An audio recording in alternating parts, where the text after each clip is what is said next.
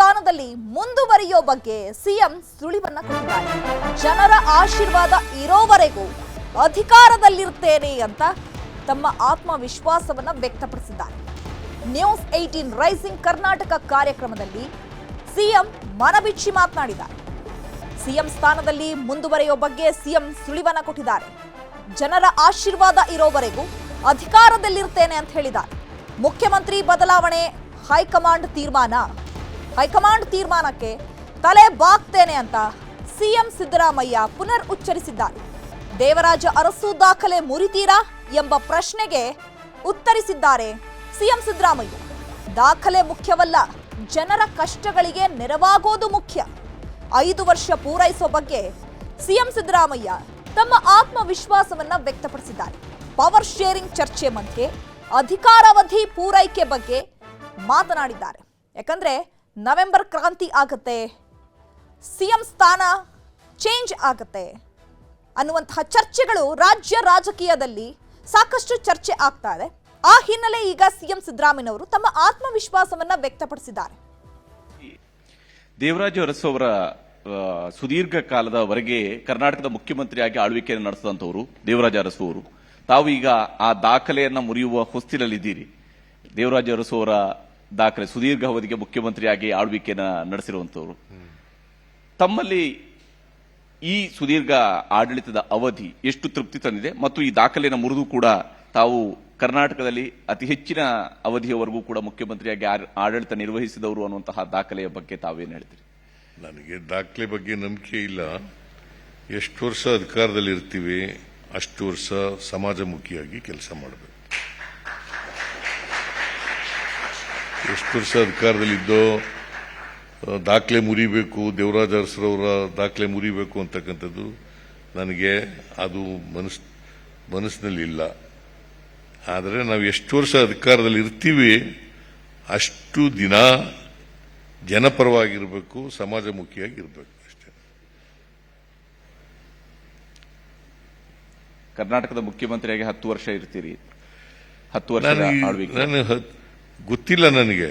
ಈಗ ಹೈಕಮಾಂಡ್ನವರು ಅಂತಿಮವಾಗಿ ತೀರ್ಮಾನ ಮಾಡೋರು ಯಾರು? ಈಗ ನನಗೆ ಜನ ಆಶೀರ್ವಾದ ಮಾಡಿದ್ದಾರೆ 5 ವರ್ಷ ಇರಿ ಅಂತ.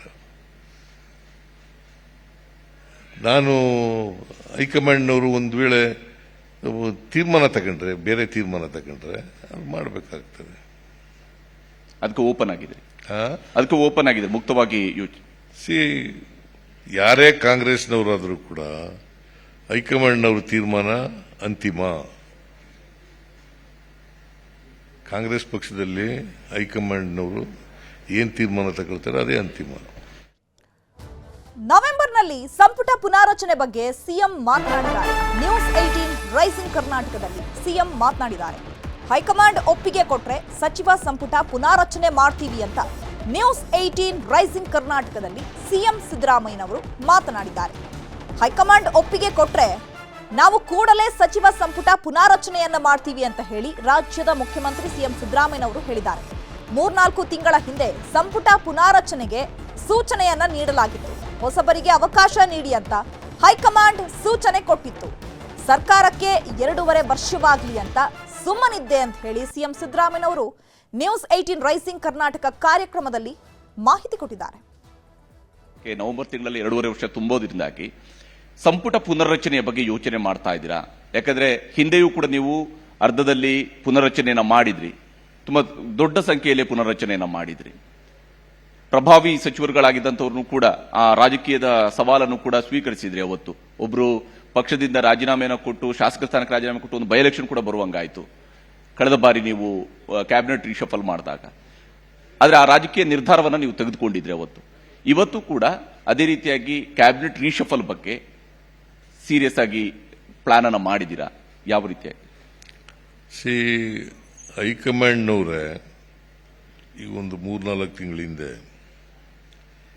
ರೀಸಫಲ್ ಮಾಡಿ ಅಂತ ಹೇಳಿದ್ರು, ಹೊಸಬರಿಗೆಲ್ಲ ಅವಕಾಶ ಕೊಡಿ ಅಂತ ಹೇಳಿದ್ರು. ನಾನು 2.5 ವರ್ಷ ತುಂಬಲಿ, 2.5 ವರ್ಷ ತುಂಬಲಿ, ಅರ್ಧ ಸಮಯ ಆಗ್ತದೆ, ಆಮೇಲೆ ಮಾಡೋಣ ಅಂತ ಹೇಳಿದೆ. ಅದಕ್ಕೆ ಒಪ್ಕೊಂಡಿದ್ರು.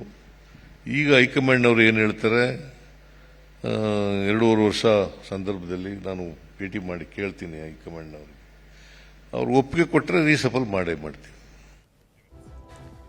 2028ರ ಚುನಾವಣೆಯಲ್ಲಿ ಸ್ಪರ್ಧಿಸಲ್ಲ ಅಂತ ಹೇಳಿದ್ದೆ, ಆದ್ರೆ ಸ್ನೇಹಿತರು ಕೈಷಿಗಳು ಒತ್ತಾಯ ಮಾಡ್ತಿದ್ದಾರೆ. ನೀವು ಸ್ಪರ್ಧಿಸೋದ್ರಿಂದ ಪಕ್ಷಕ್ಕೆ ಅನುಕೂಲ ಅಂತ ಹೇಳ್ತಾ ಇದ್ದಾರೆ ಅಂತ ಹೇಳಿ ಸಿಎಂ ಸಿದ್ದರಾಮಯ್ಯನವರು ಇದೇ ವಿಚಾರವನ್ನ ಈಗ ಮತ್ತೆ ಪ್ರಸ್ತಾಪ ಮಾಡಿದ್ದಾರೆ. ಯಾಕಂದ್ರೆ ಸಿಎಂ ಸಿದ್ದರಾಮಯ್ಯನವರು ಹೇಳಿದ್ರು 2028ರ ಚುನಾವಣೆಯಲ್ಲಿ ನಾನು ಪಾಲ್ಗೊಳ್ಳಲ್ಲ, ಸ್ಪರ್ಧೆ ಮಾಡಲ್ಲ ಅಂತ ಹೇಳಿ. ಬಟ್ ಆದ್ರೆ ಆ ವಿಚಾರಕ್ಕೂ ಕೂಡ ಈಗ ಕ್ಲಾರಿಟಿ ಕೊಟ್ಟಿದ್ದಾರೆ. ಕಾಂಗ್ರೆಸ್ ಅಧಿಕಾರಕ್ಕೆ ಬರಲು ಅನುಕೂಲ ಅಂತ ಹೇಳ್ತಾ ಇದ್ದಾರೆ. ಆದ್ರೆ ಈ ಬಗ್ಗೆ ನಾನು ಇನ್ನೂ ಗಂಭೀರವಾಗಿ ಯೋಚಿಸಿಲ್ಲ, ಸಮಯವನ್ನ ತೆಗೆದುಕೊಳ್ತೀನಿ. ನ್ಯೂಸ್ 18 ರೈಸಿಂಗ್ ಕರ್ನಾಟಕದಲ್ಲಿ ಸಿಎಂ ಸಿದ್ದರಾಮಯ್ಯನವರು ಹೇಳಿಕೆಯನ್ನ ಕೊಟ್ಟಿದ್ದಾರೆ. ಅಂದ್ರೆ ಸಿಎಂ ಸಿದ್ದರಾಮಯ್ಯನವರು ಒಂದ್ ಕಡೆ ವೇಟ್ ಮಾಡ್ತಾ ಇದ್ದಾರೇನೋ, 2.5 ವರ್ಷ ಕಂಪ್ಲೀಟ್ ಆಗ್ಲಿ, ಅದಾದ ಬಳಿಕ ಯೋಚನೆ ಮಾಡೋಣ ಅಂತ. ಸೊ ಆ ಒಂದು ವಿಚಾರವನ್ನ ಈಗ ನ್ಯೂಸ್ 18 ರೈಸಿಂಗ್ ಕರ್ನಾಟಕ ಕಾರ್ಯಕ್ರಮದಲ್ಲಿ ಚರ್ಚೆ ಮಾಡಿದ್ದಾರೆ. 2028ರ ಚುನಾವಣೆಯಲ್ಲಿ ಹಾಗಾದ್ರೆ ತಾವು ಸ್ಪರ್ಧಿಸುವುದಿಲ್ಲ ಅನ್ನುವಂಥದ್ದು ಆ ತೀರ್ಮಾನ ಇವಾಗಲೂ ಕೂಡ ಇದೆಯಾ, ಅಥವಾ ಮತ್ತೆ ಪರಿಶೀಲನೆಯನ್ನ ಮಾಡುವಂತ ಸ್ಥಿತಿ ಬಂತು ಅಂದ್ರೆ ಪರಿಶೀಲನೆ ಮಾಡ್ತೀರಾ? ಈಗ ನಾನು 2028ಕ್ಕೆ ಚುನಾವಣೆಗೆ ಸ್ಪರ್ಧೆ ಮಾಡಲ್ಲ ಅಂತ ಹೇಳಿದ್ದೆ. ಬಟ್ ಎಲ್ಲ ನಮ್ಮ ಸ್ನೇಹಿತರು ಹಿತೈಷಿಗಳು ಎಲ್ಲರೂ ಕೂಡ ನೀವು 2028 ಚುನಾವಣೆಗೆ ನಿಲ್ಲೇಬೇಕು ಅಂತೇಳಿ ಒತ್ತಾಯ ಮಾಡ್ತಾ ಇದ್ದಾರೆ. ಕಾರಣ ಯಾಕಪ್ಪ ಅಂತಂದ್ರೆ ನೀವು ನಿಲ್ಲೋದ್ರಿಂದ ಪಕ್ಷಕ್ಕೆ ಅನುಕೂಲ ಆಗ್ತದೆ, ಮುಂದೆ ಅಧಿಕಾರಕ್ಕೆ ಬರಲಿಕ್ಕೆ ಅನುಕೂಲ ಆಗ್ತದೆ ಅಂತ ಮಾತುಗಳನ್ನು ಹೇಳ್ತಾ ಇದ್ದಾರೆ.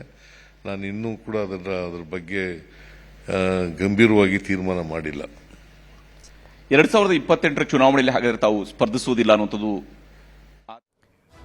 ಈ ಬಗ್ಗೆ ಮತ್ತಷ್ಟು ಮಾಹಿತಿಯನ್ನು ಕೊಡ್ತಾರೆ ನಮ್ಮ ಪ್ರತಿನಿಧಿ ಹೆಬ್ಬಾಕ ತಿಮ್ಮೇಗೌಡರು, ನೇರ ಸಂಪರ್ಕದಲ್ಲಿ ಜಾಯ್ನ್ ಆಗಿದ್ದಾರೆ. ಹೆಬ್ಬಾಕ ತಿಮ್ಮೇಗೌಡ್ರೆ, ಈಗ ಮೊದಲ ವಿಚಾರ ಅಂತಂದ್ರೆ ನವೆಂಬರ್ ಕ್ರಾಂತಿ ಆಗತ್ತೆ, ಪವರ್ ಶೇರಿಂಗ್ ಆಗತ್ತೆ ಅನ್ನುವಂತಹ ವಿಚಾರ ಈಗ ರಾಜ್ಯ ರಾಜಕೀಯ ಪಡಸಾಲೆಯಲ್ಲಿ ಸಾಕಷ್ಟು ಚರ್ಚೆಗೆ ಕಾರಣವಾಗಿರುವಂತದ್ದು.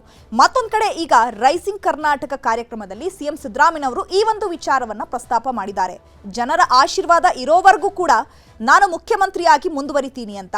ಮತ್ತೊಂದು ಕಡೆ ಸಚಿವ ಸಂಪುಟ ಪುನಾರಚನೆ ಯಾವಾಗ ಆಗುತ್ತೆ ಅಂತ ಆ ಒಂದು ವಿಚಾರವನ್ನ ಕೇಳಿದಾಗ್ಲೂ ಕೂಡ ಈ ಹಿಂದೆಯೇ ಹೈಕಮಾಂಡ್ ಸೂಚನೆ ಕೊಟ್ಟಿದ್ದಾರೆ. ಬಟ್ ನಾನು 2.5 ವರ್ಷ ಆಗ್ಲಿ ಅಂತ ವೆಯ್ಟ್ ಮಾಡ್ತಿದ್ದೀನಿ ಅಂತ ಹೇಳ್ತಾರೆ. ಅಂದ್ರೆ ಇನ್ನೂ ಕೂಡ ಸಿದ್ದರಾಮಯ್ಯ ಅವರಿಗೆ ಕ್ಲಾರಿಟಿ ಇಲ್ವಾ, ತಾವು ಮುಂದುವರಿತೀವಾ, ತಾವು ಮುಂದುವರಿಯಲ್ವಾ ಅನ್ನುವಂಥ ವಿಚಾರಕ್ಕೆ. ಮತ್ತೊಂದು ಕಡೆ 2028ರಲ್ಲಿ ನಾನು ಚುನಾವಣೆಗೆ ಸ್ಪರ್ಧಿಸಲ್ಲ ಅಂತ ಹೇಳಿದ್ರು. ಬಟ್ ಈಗ ನಾನ್ ಚುನಾವಣೆಗೆ ಸ್ಪರ್ಧಿಸ್ತೀನಿ ಅನ್ನುವಂಥ ಮಾತುಗಳನ್ನು ಆಡಿದ್ದಾರೆ. ಹಂಗಂದ್ರೆ ಪವರ್ ಶೇರಿಂಗ್ ಏನು ಆಗಲ್ಲ, ನಾನೇ ಅಧಿಕಾರದಲ್ಲಿರ್ತೀನಿ, ನಾನೇ ಕಂಟಿನ್ಯೂ ಮಾಡ್ತೀನಿ ಅನ್ನುವಂಥ ಅರ್ಥದಲ್ಲಿ ಹೇಳಿರೋದ ಈ ಎಲ್ಲ ವಿಚಾರಗಳನ್ನ ವಿಮರ್ಶೆ ಮಾಡ್ತಾ ಹೋದ್ರೆ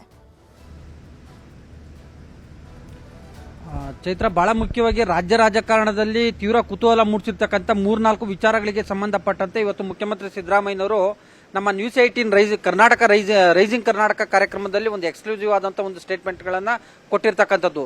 ಈ 4 ಕುತೂಹಲ 4 ಪ್ರಶ್ನೆಗಳಿಗೂ ಕೂಡ ಇವತ್ತು ಉತ್ತರವನ್ನ ಮುಖ್ಯಮಂತ್ರಿ ಸಿದ್ದರಾಮಯ್ಯನವರು ಕೊಟ್ಟಿರ್ತಕ್ಕಂಥದ್ದು. ಏನು? ನಂಬರ್ 1, 2028ರ ವಿಧಾನಸಭಾ ಚುನಾವಣೆಯಲ್ಲಿ ತಾವು ಸ್ಪರ್ಧೆ ಮಾಡ್ತೀರಾ ಅನ್ನುವಂತ ಒಂದು ಪ್ರಶ್ನೆಯನ್ನ ನಮ್ಮ ಎಡಿಟರ್ ಆಗಿರ್ತಕ್ಕಂಥ ಹರಿಪ್ರಸಾದ್ ಅವರು ಕೇಳಿದ್ರು. ಈ ಒಂದು ಸಂದರ್ಭದಲ್ಲಿ ಅವರು ಉತ್ತರವನ್ನ ಕೊಟ್ಟಿದ್ದು, ನಾನು 2028ರ ವಿಧಾನಸಭಾ ಚುನಾವಣೆಯಲ್ಲಿ ನಾನು ಸ್ಪರ್ಧೆ ಮಾಡಲ್ಲ ಅಂತ ಹೇಳಿದ್ದೆ. ಆದ್ರೆ ನನ್ನ ಹಿತೈಷಿಗಳು, ನನ್ನ ಬೆಂಬಲಿಗರು ಎಲ್ಲರೂ ಕೂಡ ಸ್ಪರ್ಧೆಯನ್ನ ಮಾಡಿ, ಇದರಿಂದ ಪಕ್ಷಕ್ಕೂ ಕೂಡ ಅನುಕೂಲ ಆಗುತ್ತೆ, ನೆಕ್ಸ್ಟ್ ಪಕ್ಷ ಅಧಿಕಾರಕ್ಕೂ ಕೂಡ ಬರೋದಕ್ಕೂ ಅನುಕೂಲ ಆಗುತ್ತೆ ಅನ್ನುವಂತ ಒಂದು ಮಾತನ್ನ ಹೇಳಿರ್ತಕ್ಕಂಥದ್ದು. ಇದಕ್ಕೆ ರಿಲೇಟೆಡ್ ಆಗಿ ನೋಡಿ, ಇತ್ತೀಚೆಗೆ ಮುಖ್ಯಮಂತ್ರಿ ಸಿದ್ದರಾಮಯ್ಯನವರ ಪುತ್ರರು ಆಗಿರ್ತಕ್ಕಂಥ MLC ಡಾಕ್ಟರ್ ಯತೀಂದ್ರ ಸಿದ್ದರಾಮಯ್ಯನವರು ಏನಂತ ಹೇಳಿದ್ರು, ನಮ್ಮ ತಂದೆಯವರು ರಾಜಕೀಯ ಜೀವನದ ಕೊನೆ ಹಂತದಲ್ಲಿದ್ದಾರೆ, ಕೊನೆ ಘಟ್ಟದಲ್ಲಿದ್ದಾರೆ, ಹೀಗಾಗಿ ಅವರ ಒಂದು ಉತ್ತರಾಧಿಕಾರಿ ಸತೀಶ್ ಜಾರಕಿಹೊಳಿ ರವರು ಅನ್ನುವಂತ ಒಂದು ಮಾತನ್ನ ಹೇಳಿದ್ರು. ಸೊ ಹೀಗಾಗಿ ಇನ್ನೇನು ಸಿದ್ದರಾಮಯ್ಯನವರು ಚುನಾವಣಾ ರಾಜಕೀಯ ನಿವೃತ್ತಿಯನ್ನ ಘೋಷಣೆ ಮಾಡೇ ಬಿಟ್ರು ಅನ್ನುವಂತ ಒಂದು ಚರ್ಚೆ ಉದ್ಭವವಾಗಿತ್ತು. ಆದ್ರೆ ಸಿದ್ದರಾಮಯ್ಯನವರು ಈ ಒಂದು ವಿಚಾರವನ್ನು ಅಲ್ಲೆಗೆಳೆದಿಲ್ಲ, ಅಡ್ಡಗೋಡೆ ಮೇಲೆ ದೀಪ ಇಟ್ಟಂತೆ ಮಾತನಾಡಿದ್ದಾರೆ. ಯಾಕಂತ ಹೇಳಿದ್ರೆ, ನಾನು 2028ರ ಚುನಾವಣೆಯಲ್ಲೂ ಕೂಡ ಸ್ಪರ್ಧೆ ಮಾಡ್ತೀನಿ ಎನ್ನುವಂತ ಒಂದು ಸಂದೇಶವನ್ನ ರವಾನೆ ಮಾಡಿದ್ದಾರೆ. ಇನ್ನುಳಿದಂತೆ ಅಧಿಕಾರ ಹಸ್ತಾಂತರ ವಿಚಾರವಾಗಿ, ಅಂದ್ರೆ ಪವರ್ ಶೇರಿಂಗ್ ಜಟಾಪಟಿ ವಿಚಾರವಾಗೂ ಕೂಡ ಅವರು ಒಂದು ಸ್ಪಷ್ಟನೆಯನ್ನು ಕೂಡ ಕೊಟ್ಟಿರ್ತಕ್ಕಂಥದ್ದು. ಅಂದ್ರೆ ಹೈಕಮಾಂಡ್ ತೀರ್ಮಾನಕ್ಕೆ ನಾನು ಬದ್ಧನಾಗಿರ್ತೀನಿ ಅನ್ನುವಂತ ಮಾತನ್ನ ಹೇಳಿರ್ತಕ್ಕಂಥದ್ದು. ಸಚಿವ ಸಂಪುಟ ಪುನರಚನೆ ವಿಚಾರವಾಗೂ ಕೂಡ ಚರ್ಚೆ ಆಗ್ತಾ ಇತ್ತು. ಅಂದ್ರೆ ಇತ್ತೀಚೆಗೆ ಸಿದ್ದರಾಮಯ್ಯನವರ ಪರಮಾಪ್ತರಾಗಿರ್ತಕ್ಕಂಥ ಮಾಜಿ ಸಚಿವ KN ರಾಜಣ್ಣನವರು ಒಂದು ಮಾತನ್ನ ಹೇಳಿದ್ರು. ಅಂದ್ರೆ ಈ ಬಾರಿ ಸಚಿವ ಸಂಪುಟ ಪುನರಚನೆ ಅಧಿಕಾರ ಯಾರಿಗೆ ಸಿಗುತ್ತೋ ಅವರು ಮುಖ್ಯಮಂತ್ರಿಯಾಗಿ ಇರ್ತಾರೆ ಅನ್ನುವಂತ ಒಂದು ಮಾತನ್ನ.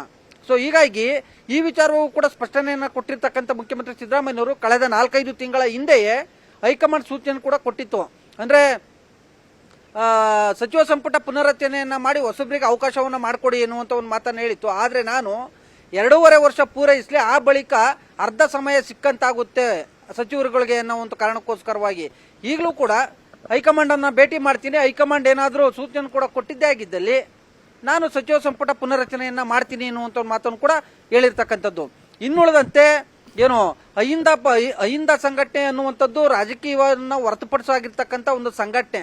ಅದು ಸಾಮಾಜಿಕ ನ್ಯಾಯದ ಪರವಾಗಿ ಯಾವ ಪಕ್ಷ ತೀರ್ಮಾನ ಮಾಡುತ್ತೋ ಆ ಪಕ್ಷಕ್ಕೆ ಬೆಂಬಲವನ್ನ ಕೊಡುತ್ತೆ ಅನ್ನುವಂತ ಒಂದು ಮಾತನ್ನು ಕೂಡ ಹೇಳಿರ್ತಕ್ಕಂಥದ್ದು. ಹೀಗೆ ಪ್ರಮುಖವಾಗಿ 4-5 ವಿಚಾರಗಳು ಏನು ಸದ್ಯದ ಮಟ್ಟಿಗೆ ತೀವ್ರ ಕುತೂಹಲವನ್ನ ಮೂಡಿಸಿತ್ತಲ್ಲ, ಆ ಒಂದು ಕುತೂಹಲಕಾರಿಯಾದಂತಹ ಒಂದು ಪ್ರಶ್ನೆಗಳಿಗೆ ಇವತ್ತು ಸಿಎಂ ಸಿದ್ದರಾಮಯ್ಯನವರು ನಮ್ಮ ನ್ಯೂಸ್ 18 ರೈಸಿಂಗ್ ಕರ್ನಾಟಕ ಕಾರ್ಯಕ್ರಮದಲ್ಲಿ ಒಂದು ಎಕ್ಸ್ಕ್ಲೂಸಿವ್ ಆದಂತಹ ಒಂದು ಸ್ಟೇಟ್ಮೆಂಟ್ ಅನ್ನ ಕೊಟ್ಟಿರ್ತಕ್ಕಂಥದ್ದು. ಈ ಮೂಲಕವಾಗಿ 2028ರ ಚುನಾವಣೆಯಲ್ಲೂ ಕೂಡ ನಾನು ಸ್ಪರ್ಧೆ ಮಾಡ್ತೀನಿ, ಆ ಒಂದು ಸಂದರ್ಭದಲ್ಲೂ ಕೂಡ ನಾನೇ ಕಿಂಗ್ ಮೇಕರ್ ಅಥವಾ ನಾನೇ ಮುಖ್ಯಮಂತ್ರಿ ಆಗ್ತೀನಿ ಎನ್ನುವಂತ ಒಂದು ಸಂದೇಶವನ್ನ ವಿರೋಧಿ ಪಾಳೆಯಕ್ಕೆ ರವಾನೆ ಮಾಡಿದ್ದಾರೆ ಅಂದ್ರೆ ತಪ್ಪಾಗ್ಲಿಕ್ಕಿಲ್ಲ. Chaitra, okay, thank you Hebbaka ತಿಮ್ಮೇಗೌಡ್ರೆ ತಮ್ಮೆಲ್ಲ ಇನ್ಫಾರ್ಮೇಶನ್ಗೆ.